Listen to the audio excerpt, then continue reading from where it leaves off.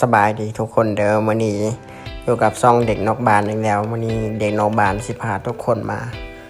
เอาปลาเนาะปลาอยู่บ้านค่อยนี่เองแหละตอนนี้ก็มาอยู่หน้าเขื่อนแล้วไปเบิ่งกันนี่อันนี้ก็หน้าเขื่อนเนาะหน้าเขื่อนอยู่บ้านไสสนะเรากำลังมาเอาปลาอยู่วันนี้แหละมันจะมีปลาน้อยหลายเนาะวันนี้เขตที่มาหาปลาทุกๆปีเนาะมันจะสบายเอากวนเอาปลาหน่อยหลายสนุกมันมวนนำกันเด้อไป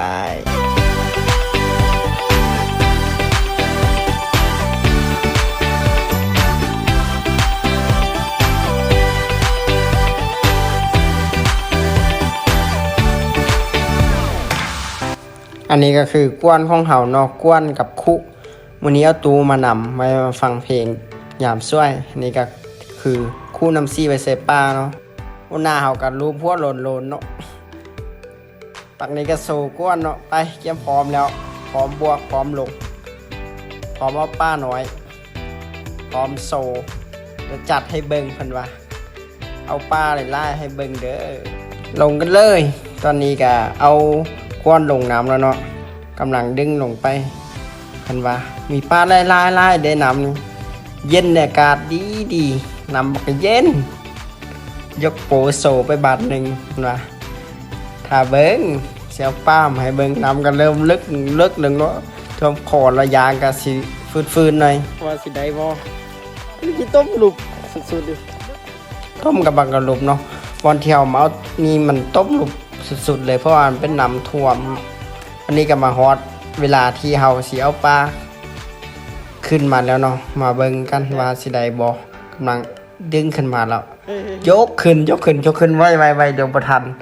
มันออกมันออกมันยกสั่นก็บ่เบิ่งเนาะว่าสิได้บ่เพิ่นว่าโอ้โหเพิ่นว่าลายเด้ไวเห็นว่านี่ป้าน้อยโอ้โหเพิ่นว่าเฮ็ดได้2โตได้เห็นว่าจังแต่ปืนเบิ่งหมดซะคิดว่าได้ลายคือถ่ายเฮ็ดได้2โตเนาะมาปืนเบิ่งโอ้ป้าหน่อยโหรอบเดียวเด้โอ้ป้าหน่อยหลายแท้วะ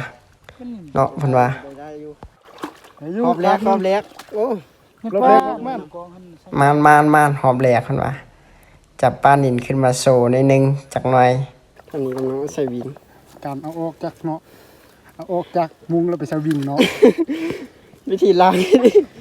เบิ่งนี่เบิ่งคนกวดพี่นะเบิ่งคนกวดพี่น่ะแทงสาลายมันออกหมดเบิ่งคนกวดพี่ผมส้มแบงพี่น่ะใส่จับวิธีได้ลายอยู่พอรอบเดียวหรอวะห้วยน้องมั้ยโอ้ห้วยนี่น่ะไฟเซอรี่ว่าเต้กับบาราโอ้อันนี้ห้วยปักกวงปักกวงเอามาเบิ่งรับซองกันเลยเนาะรับซองกับโหน้ำเพียงคอแล้วลอยเอาหมดนะสัมผัสอ้วนกวดโอ้จะได้เฮ้ยเมื่อยบ่เมื่อยอยู่น้ำยังเย็นโอ้ยังมีแห้งไล่อยู่เนาะกดรอบซองนี่เอามันนั้นนี่บ่ไปเดียวจะได้วันนั้นน่ะมันเลิกอ่ะมันเลิกเมื่อยอยู่ดูชีวิตแห้งแล้วเนี่ยทางนั้น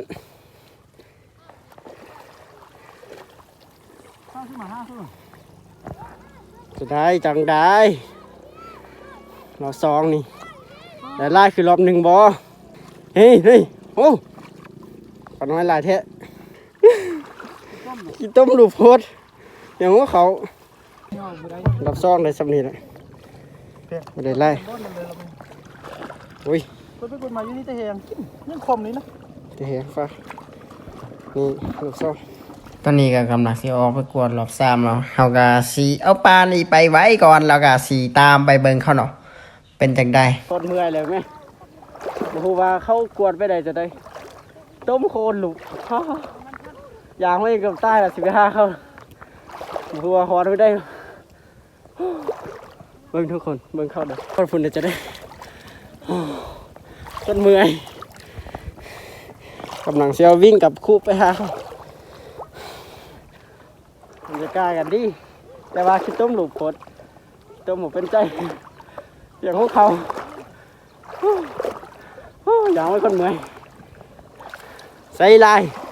ยเทียบบอกนั่นเด็กกินต้มไม่ตีนลายล้างสิไหลบ่อ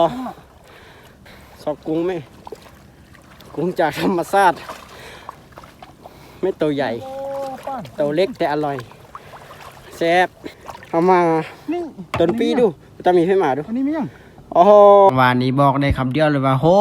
พร้อมกันเลยเบิ่งเด้โอ้ไม่เทะโอ้ไม่เทะกวนวันหนึ่งได้ซ้ำนีหาย ไม่หาย ว่าส่งตัวนี้ทีมได้คือได้หลายเทะ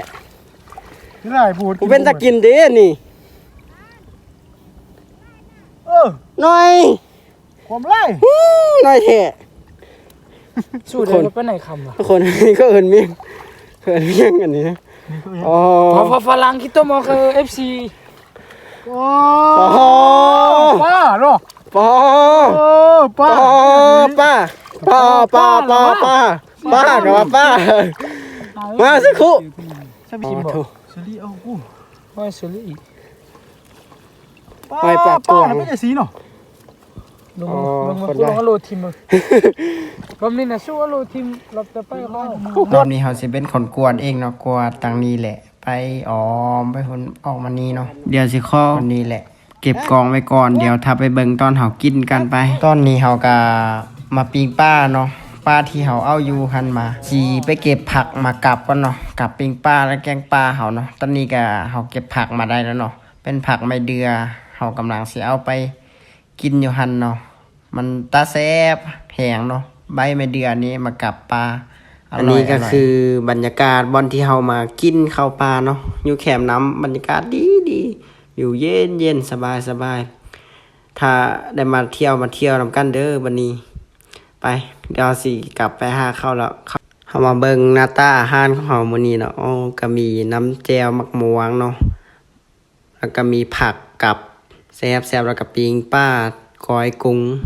ครบสุดมีฮอนแมงวัน คิดมาตอนนี้ก็เริ่มเมาแล้วบ่ฮู้ว่าเต้นขึ้นไปยังเนาะอย่างขึ้นไปเมื่อกี้เนาะเห็นมันสมแล้วก็บอกคนอยู่ลงว่ามีมันสม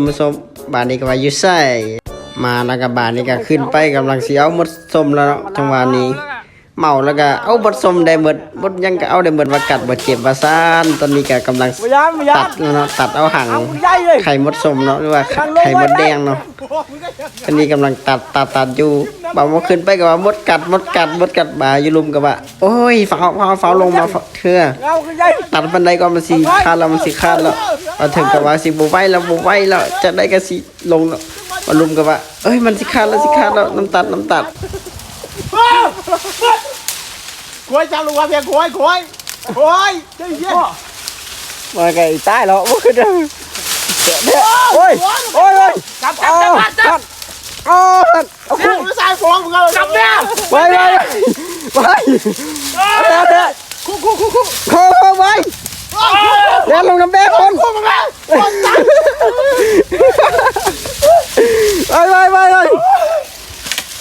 โอ้ยบ่เป็นยังลำแบงมากไปเอางานนี้กัน บุรุษ ร้อนโอ้ยสำนีจิ๊บ โอ้ขี่แล้วจะเสียเราไม่หนักบ่ บ่เสือจากที่เฮาเฮ็ดว่าเนาะสุดท้ายผลลัพธ์ก็บ่มีมักใครสำเนาะเจ็บตัวยังบ่พอเนาะเจ็บใจย้อนเข้าบ่ฮักอีกตอนนี้ก็เมาแล้วเริ่มกลับแล้วตอนนี้สิกลับแล้ววันนี้ก็เต้นไปนำว่าเพิ่นเป็นนักเต้นระดับหนึงเด้พุ่นน่ะเด้อสุดเด้อบ่มีไผเต้นก็สิเต้นคนเดียวเนาะพุ่นน่ะเต้นระดับนี้แล้วบ่มีไผเต้นทอแล้วม่วนๆนำกันมื้อนี้ก็จบไปส่ำนี้เนาะก็พากันเต้นเราเมามาบ่ฮู้ยังเนาะตอนนี้ว่ามากินข้าวปลาเอาเรามากินนำเนาะเพื่อความสนุกบันเทิงเฮฮาไปเต้นมั่วเต้นสู้เฮาไปเนาะว่าเฮาทายแต่เพิ่นแล้วเพิ่นก็เต้นใจเลยเนาะโฟกัสแต่เพิ่นนะเต้นเอาแถวว่าเนาะร้องเพลงไปนำนี่ก็จบเพียงเท่านี้เนาะสนุกเฮฮามันม่วนกันไปเจอกันคลิปหน้าบายทุกคน